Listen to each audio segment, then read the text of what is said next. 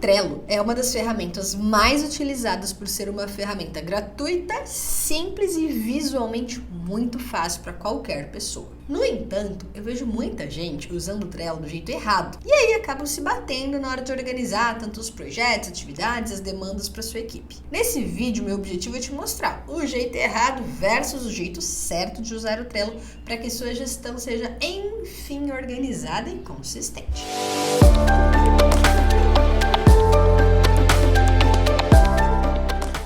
O primeiro ponto é deixar claro que as diferenças entre as funcionalidades na versão paga e versão gratuita são realmente gritantes. O que eu vou mostrar aqui é considerando apenas a versão gratuita. Mas se você considerar usar a versão paga, que eu acredito valer muito a pena, as configurações e manuseio serão ainda mais ágeis do seu dia a dia. Mas a versão gratuita funciona sim e nesse vídeo você vai entender como. Normalmente, o uso mais comum do Trello, ao usar a visualização do Kanban, é fazer a estruturação de vários quadros com objetivos diferentes e processos completamente diferentes. Essa é a maneira que quase todo mundo ensina a usar o Trello e eu vou te mostrar por que eles não funcionam. Vejam esses exemplos que eu vou mostrar aqui na tela. Então, esse aqui é um exemplo de um quadro quando você quer gerenciar os seus clientes. Então, normalmente você cria aqui várias colunas de acordo com o seu contexto, né? Então, clientes para começar, etapa 1, quando o cliente chega na etapa 1, quando o cliente chega na etapa 2, quando o cliente vai para a etapa de entregar relatórios e os clientes concluídos. E até então parece uma coisa simples que funciona, mas a gente vai chegar mais a fundo. Outro exemplo de como normalmente uso o Trello é assim, para gerenciar conteúdos, né? Então, por exemplo, aqui eu tenho uma lista de todas as ideias, os conteúdos que eu quero escrever entram nessa coluna, os que eu preciso gravar entram nessa, os que tem que editar, depois de editado eles vão para a coluna de publicar e depois que ele vai para a coluna de duplicar, ele vai para coluna de publicados e aí termina o fluxo do processo. Gravem bem essa palavra. Depois, também é muito comum usar o Trello assim. Você tem um quadro para você e normalmente separam essas 4 colunas bem simples, né? De coisas que eu tenho que fazer, que eles chamam de backlog, coisas que você decidiu que tem que começar a fazer, que entram aqui na coluna fazer. Efetivamente, se você já começou essa atividade, de alguma forma, você move ela para a coluna fazendo e as atividades concluídas você move para a coluna feito. O problema desses quadros é que, como eles não se conectam entre si, você não tem uma visualização clara do que é prioridade, de por onde começar, e muitas vezes fica literalmente perdido navegando entre os quadros e acaba organizando as atividades até no lugar errado, ou duplica atividade, e aí vira aquela confusão toda.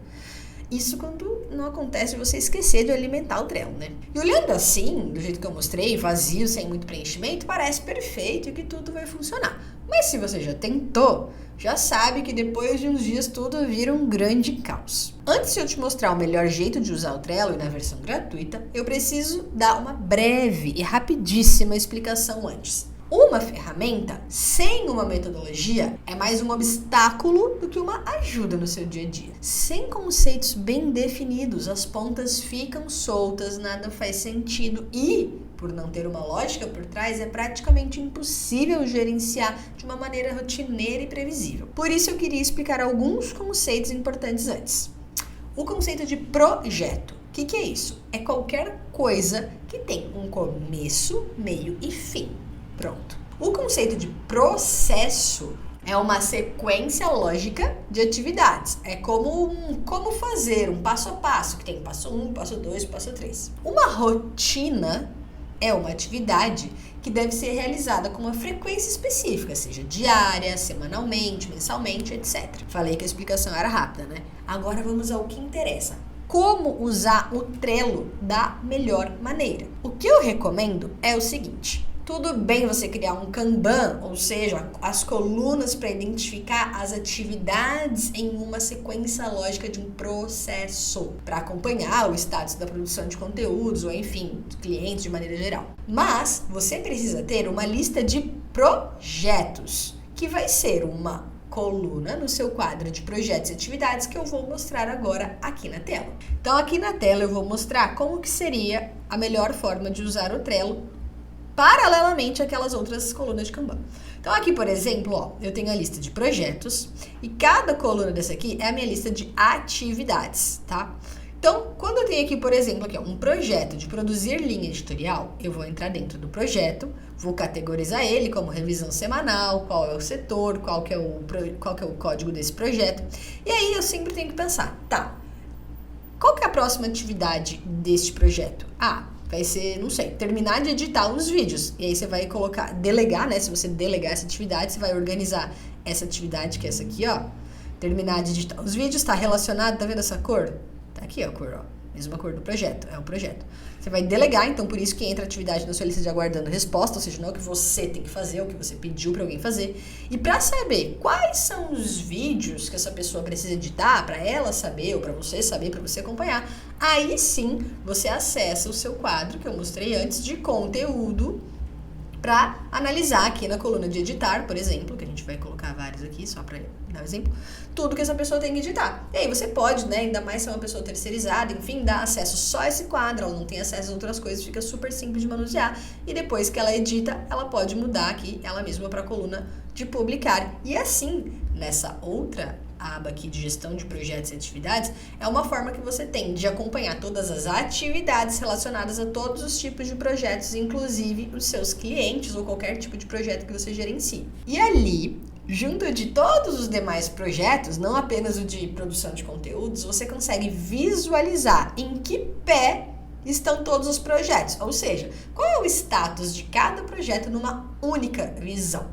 Então você vai ver que o projeto de conteúdo, que precisa estar limitado a 1 mês para ter um final específico, que é a principal característica de um projeto, ter começo, meio e fim, está na etapa de escrever ou gravar ou etc. A visão clara de todas as atividades num único lugar é o que dá realmente sentido à definição de prioridades e controle de todas as atividades. Os outros quadros mais comuns de Kanban não são só errados ou inúteis, muito pelo contrário. Eles se tornam uma ferramenta acessória para cada tipo de processo que você queira organizar no Trello. Ou seja, na prática, você sabe que tem que terminar de editar os vídeos, mas quais vídeos? Aí você acessa o quadro do Trello, onde todos os conteúdos estão organizados de acordo com a etapa do processo. Além disso, os processos só vão funcionar no Trello ou qualquer outra ferramenta, se você tiver uma rotina bem estruturada de acompanhamento e atualização dos cards desses processos. No final do dia, a ferramenta que você escolher é o de menos. O que mais importa é garantir 2 coisas: a visão clara de tudo que está acontecendo e que está em andamento, e, em segundo lugar, as rotinas gerenciais estruturadas para acompanhar e manter tudo nessa ferramenta sempre 100% atualizado. Espero que tenha gostado do vídeo e até o próximo.